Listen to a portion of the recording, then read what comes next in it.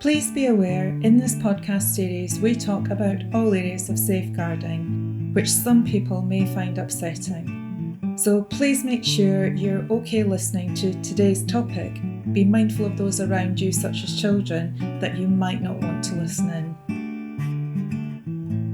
Hi, I'm SSS Safeguarding Director Sam Preston. And I'm former head teacher and content author Sarah Spinks. Welcome back to Safeguarding Conversations. Today we're looking at a time of year we associate with joy and celebration, Christmas. And for many children, this is a magical period, but for safeguarding teams, it can be a period of increased vulnerability. So Sarah, why does Christmas create such a shift? Well, I think the biggest difference is routine. Schools are protective environments. And when timetables change, rehearsals replace lessons, children go home earlier or to unfamiliar adults, that security can weaken. And the risks may not be obvious, but they are real. So when school closes, those daily touch points with trusted adults disappear, don't they? Exactly. A child who relies on a lunchtime club or a chat with a teacher might lose that safety net for 2 weeks. Behavior changes or unexplained marks could go unnoticed, once the setting is closed. And I know as a head, it was always a real fear of mine coming up to those holiday points of like, we're not going to have that touch and that base with those children for a period of time. And also, I'm also thinking about it being a time for those that are maybe living in scenarios where there are, there's maybe a history of domestic abuse. It's obviously it can be a bit of a flashpoint because of the same thing. There's not that supervision. So I'm just sort of thinking, children who are usually safe and supervised, they might suddenly be spending long periods alone or in, as I've said, tense home situations. Yeah, and those risks grow quietly in those gaps, don't they? So let's talk about the home environment. Many families find winter financially difficult, don't they? They do. Food costs, heating bills, and pressure to provide presents, that increases that stress. And as you've rightly said, Sam, Christmas is also known to be a pinch point for domestic abuse, with incidents often arising when financial pressure or alcohol use or family tensions combined, in those closed environments. Yeah, it almost kind of creates a triple risk, isn't it? That heightened conflict, impaired supervision, and a lack of external support during the school break. Absolutely. And a child might feel they must keep the peace, or they might be left caring for adults who are not coping. These pressures, they frequently show in school through anxiety, tiredness, or withdrawal, especially in those final weeks of term. And I think the other thing to think about, Christmas is also a peak time for new phones, tablets, gaming consoles. So we have to think about how this affects safeguarding. Absolutely. New devices can suddenly open access to the entire online world without filters or parental guidance. Children may be exposed to strangers, grooming, harmful content, or pressure to share images. And staff often only find out about such online issues in January. Absolutely.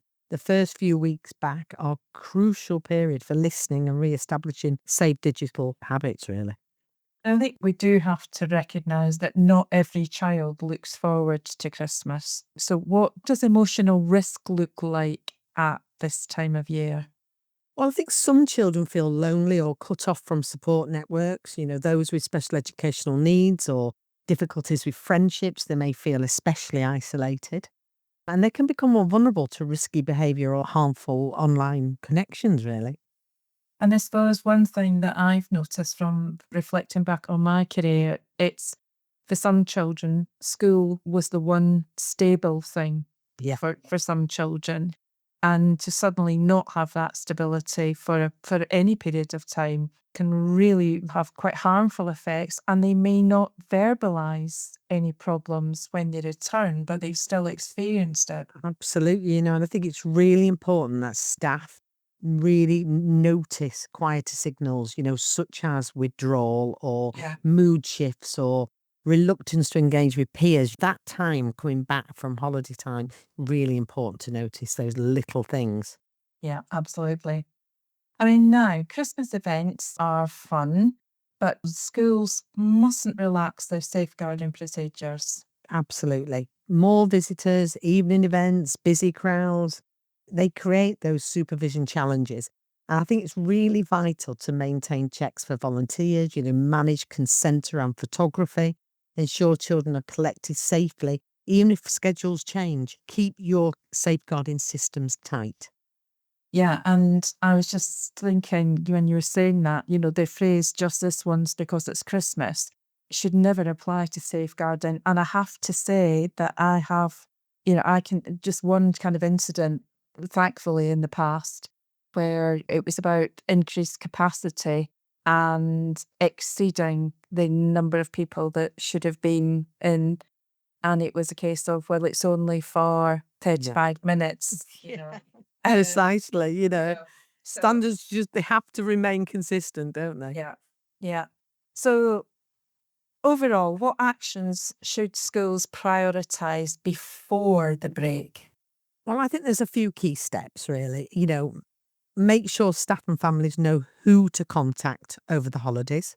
And we know that, schools should be contactable. A DSL or a deputy DSL should have their contact.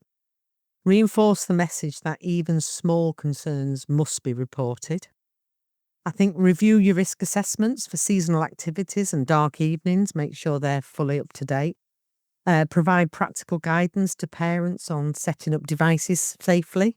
Get that out early. So if parents are thinking of buying things, give them those key bits of advice. Keep visible signposting for family support and welfare servicing.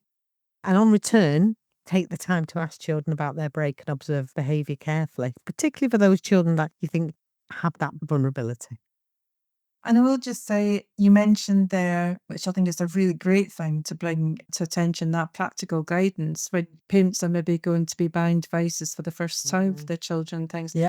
And we have articles available on our website that talks about all the safe parameters and parental settings. There is information about that on the SSS Learning website, which can be shared on school hubs and whatnot with parents. So planning ahead, that really makes a real difference. It really does. Safeguarding cannot take a holiday. No. And research supports this increased risk, doesn't it? Yeah, it does. Data shows that more families seek welfare and food support during winter. Domestic abuse incidents often increase over the festive period.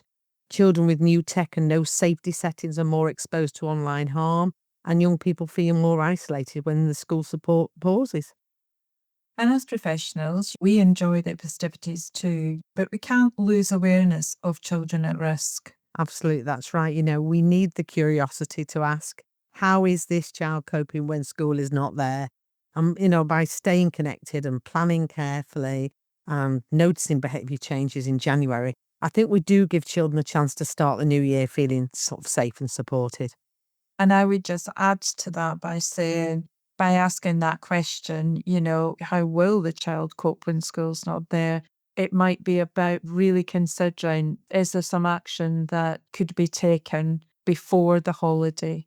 Sort of always like preempting the possibility that there's a higher risk of a child maybe being exposed to some sort of risk. So I think to all safeguarding leads and educators listening, your vigilance at this time of year really matters enormously. And I hope you found our podcast today helpful.